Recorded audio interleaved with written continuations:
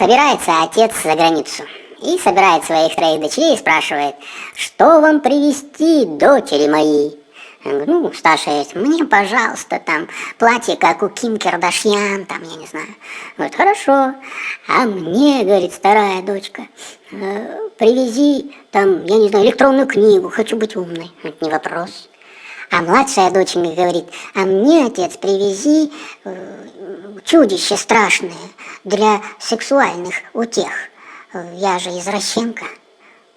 А он говорит: ты что, доченька, я же твой отец родной, ты что? Ладно, батюшка, тогда пойдем другим путем. Привези мне цветочек аленький.